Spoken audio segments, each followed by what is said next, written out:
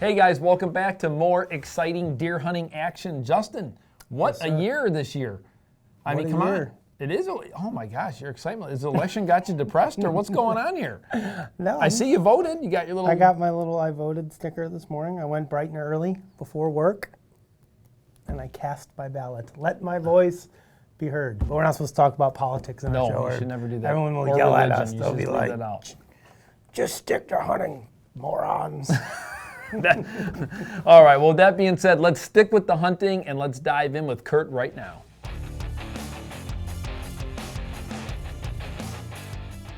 Okay guys, I'm all set up and man, I love this view. I can literally see pretty much the entire property right now. And really, I didn't really realize it, but there's a perfect trail. I haven't ranged it yet, but I bet it's only 20 yards.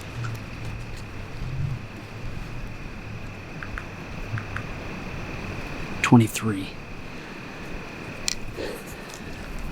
I am so hyped to be in this spot. I think I'll at least see a lot of deer tonight because I can see half a mile each way, but I already saw one little, it looked like a doe fawn maybe, and she didn't even know I was down here. I was coming along this little road edge and she was down right in these beans, kind of bucking and kicking, and she ran up. I couldn't get to my camera because it was in my backpack and I knew I wanted to get in here as fast as I could, so I'm running a little bit late. I got caught up at work. It's about 5 o'clock, but I didn't hear any deer snorting and I only saw that one little fawn, so I think I got him pretty clean. Oh, this is gonna be a cool sit. Honestly, I might have to come down here later in the season and throw out a buck decoy. I think a buck decoy in this valley would be really, really cool. You'd probably be able to pull them in from a long ways away. But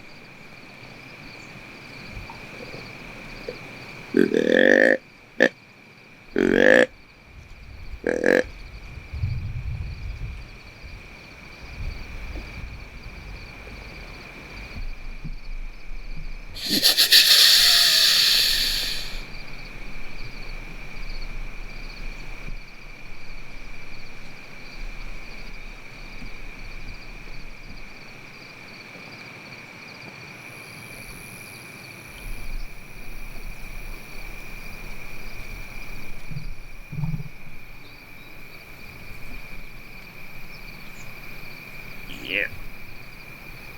Yeah.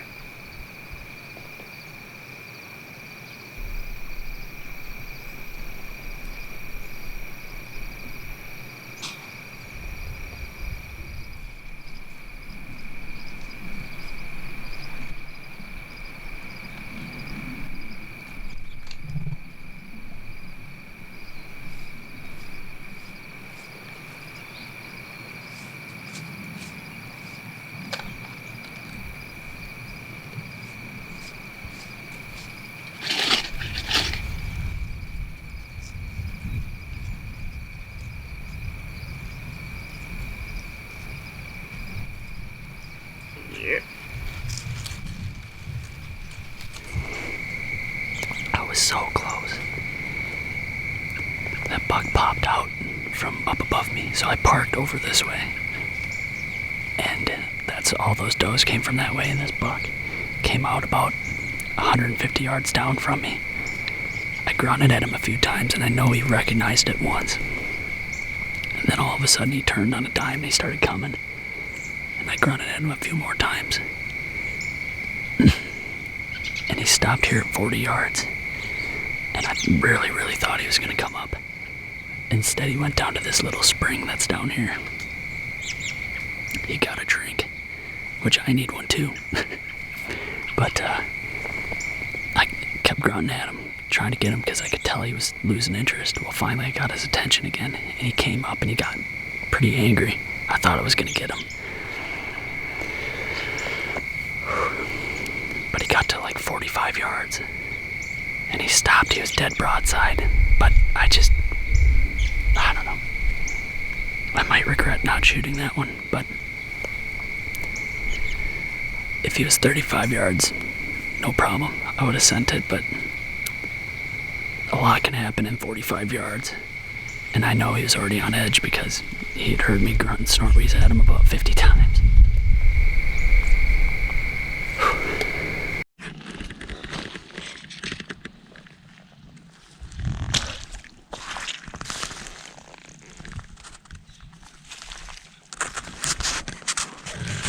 Alright guys, that is a big set of tracks.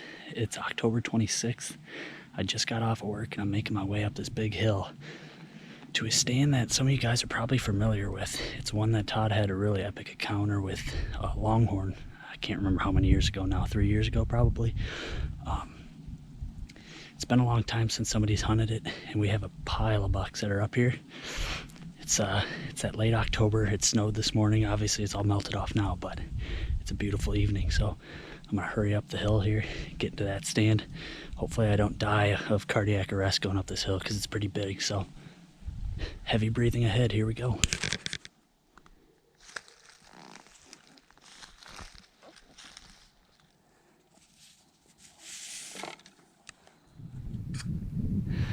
Well, I'm not sure what Todd's obsession is with tiny little trees to sit in for stands.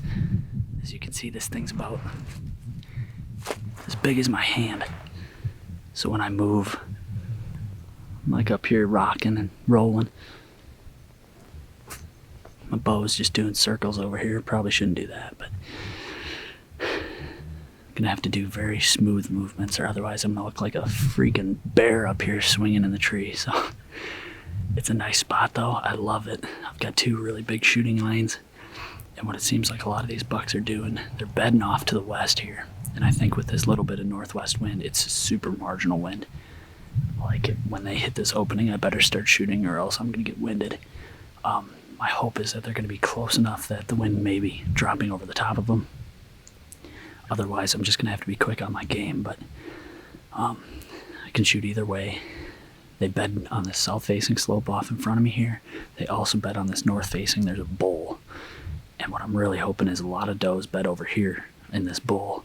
And I think on the north wind, logically, the buck's gonna wanna hug this ridge top, scent check everything that's coming with this northwest wind. And in a perfect world, the big 8-pointer that's in here comes in 15 yards, gives me a perfect broadside quartering away, and we wax him. But I'm going on 4 sits without seeing a deer, and I'm ready to see a deer. But I'm excited. It's my first time sitting in this stand. As long as I don't get the same result that Todd did with Longhorn. He came, if you remember, from the east over here. He was bedded off of this big point, and he walked right at Todd, never gave him a good broadside shot, and then he got behind this apple tree and moved straight away. Let's hope that doesn't happen tonight. But here we go. It's nice and cold, and I had a couple buddies calling me and texting me all day long saying they were seeing bucks chasing does, which, you know, obviously that happens at this time of year, but most of them were a couple bucks with one doe specifically. which isn't unrealistic, October 26th, that first doe is going to be popping here soon. So fingers crossed one does, the first one here, and I just have an absolute parade.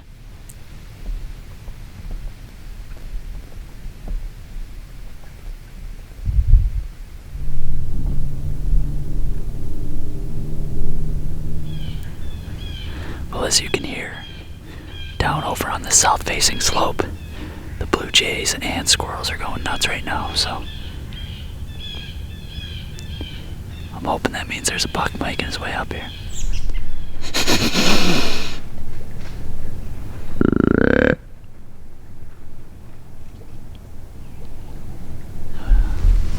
Alright, well, I just had this buck come by.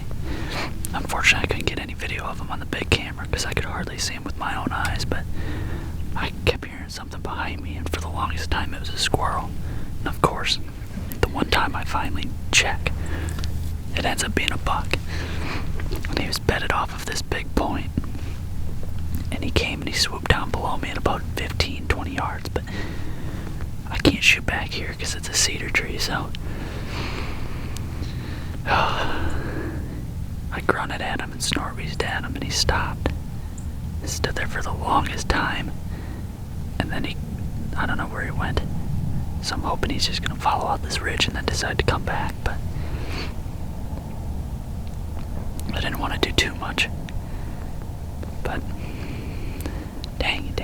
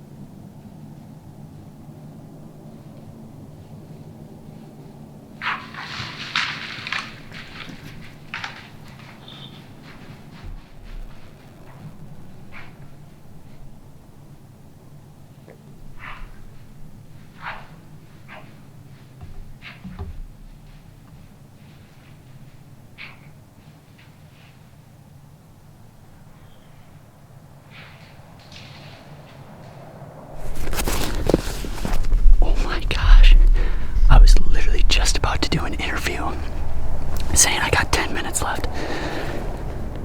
It's 6:27, and last light is at 6:33.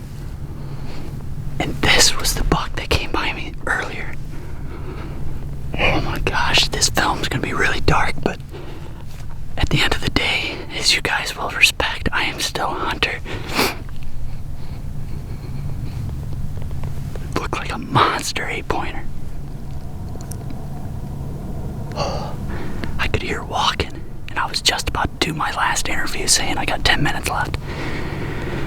And I kept hearing this walking coming up, and I thought, what are the odds that it's actually this buck? And I got all the cameras going because I thought, well, what the heck? And would you believe it? He stepped out, and I about died. Oh my gosh. I wish I had somebody to high five right now. He stopped at like 22 yards.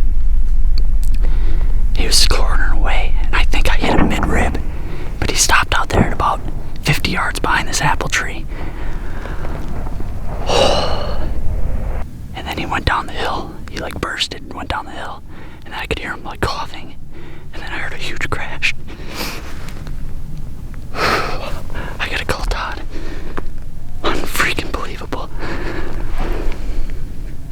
Oh, yes, bow hunter die, baby. Okay guys, well, we just got back. My buddy and I, we just got some dinner here quick, and we're gonna make our way up. We got the flashlights and everything, gonna go make a recovery. So let's head up the hill and hopefully find this buck. All right, well, we're here at the scene of the crime. It is 8:50, so it's been nearly 2.5 hours. I think it's sufficient enough. Obviously, I tried to rewatch the footage to look at the shot placement. The shot looks good, but it's horribly out of focus. So, you know, kind of going off of details in my brain and hopefully hear what the arrow looks like. But like I said, he had run down about 40 yards here and he just stood there like nothing happened. And he kind of looked around a little bit, and then I could hear him cough a couple times, and he bolted down. I could hear a big, large crash, and then it was silent. I'm assuming he's gonna be right down the hill here, but we're just gonna take up the trail slowly and head right back down to him.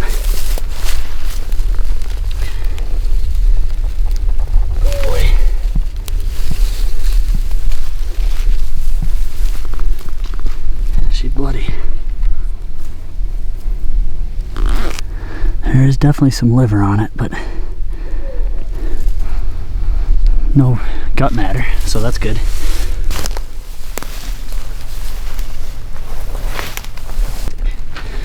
All right, well, we finally got on some blood. I always hate nighttime tracking. It's always tough. It always seems like you kind of get in a panic and you start rushing and you get scared because you're not finding the exact trail you went on, but it's always kind of tough getting on through this native grass. But we just looped around just inside the woods where we knew we could get some leaves and stuff that the blood was going to hit. And sure enough, we're hitting it real good now. He's starting to bleed a bunch. So yeah, we're gonna obviously take up the trail here pretty slowly. I'm pretty sure I heard him go down here, I don't know, probably 40 yards down the hill. That's when I heard the loud big crash and then nothing. But we're gonna just take it slow and hopefully find him at the end here.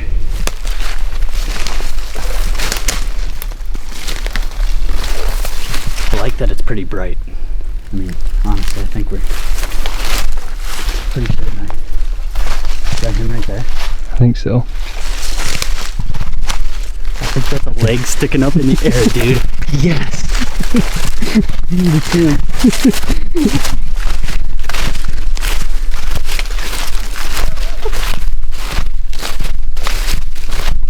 Look at the body on that thing, man.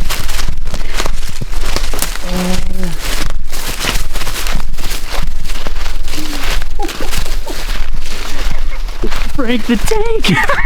Yes, buddy! That's awesome. Oh my gosh! Dude! That is the biggest buck of my life. That is the biggest buck of my life. Oh my gosh, he's stiff as a board. I don't know how I'm gonna flip him over. Oh my gosh, dude. Look at the size of that behemoth. Oh my gosh. Are you kidding me? What did I just do? I don't even know what to say, man.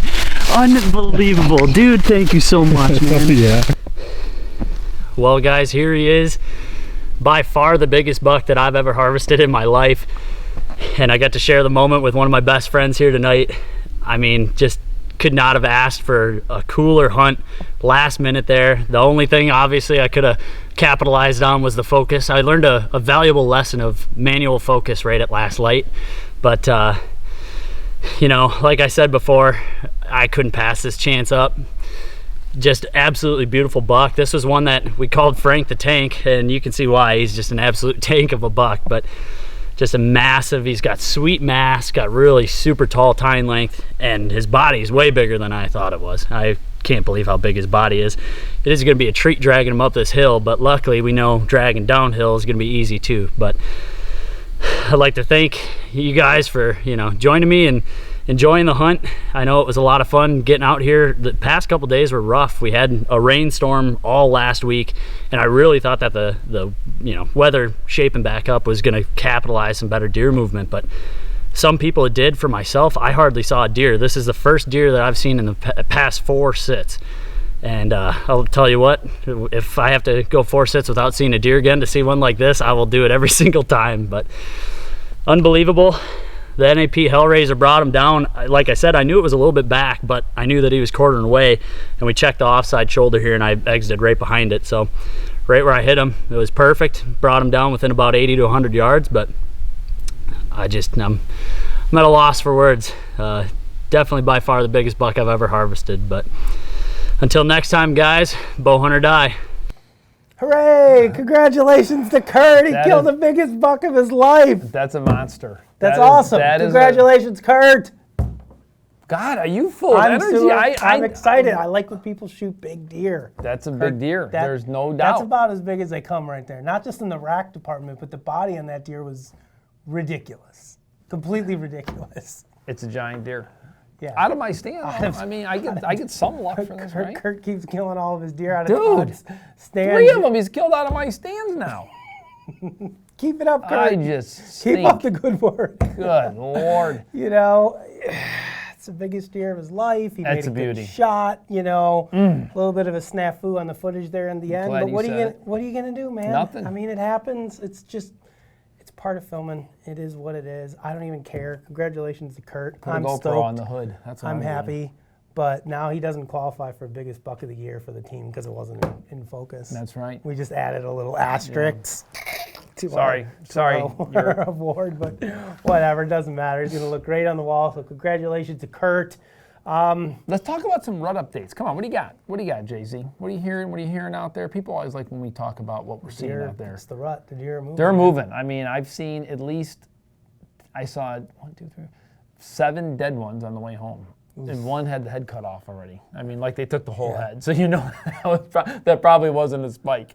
Yeah. I saw 7 Tommy, this morning. I think, sent me a roadkill picture this morning, not too far from one of our places. So they're definitely on the move. They're on the move. You know, I had a picture this morning of a 5-year-old buck. It was like 10:30, something like that, cruising around. Yesterday was hot too. I had 2 trail camera photos, both at 4:36 of big ones.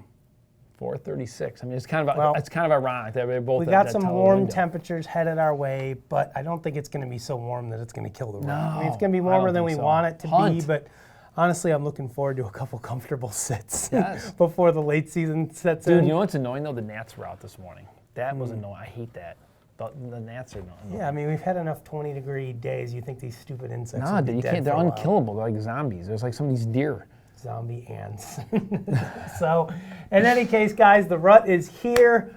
So talk about dead deer. We've got a whole bunch of dead deer coming your way. I mean, the team is on fire this year. Just Frankie, a great Dean, year. Tommy, all put down bucks. Yes. A lot more great action coming your way. So let's cross our fingers. Let's hope the election goes the way we want it to.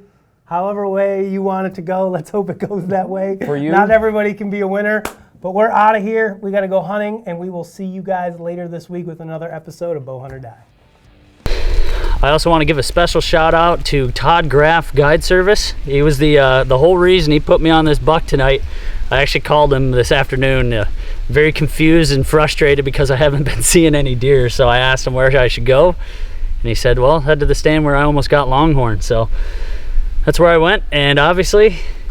The wizard intuition of Todd, he knew, and we'll see how he reacts to this one. I think he's going to be pretty happy. Just an absolute monster.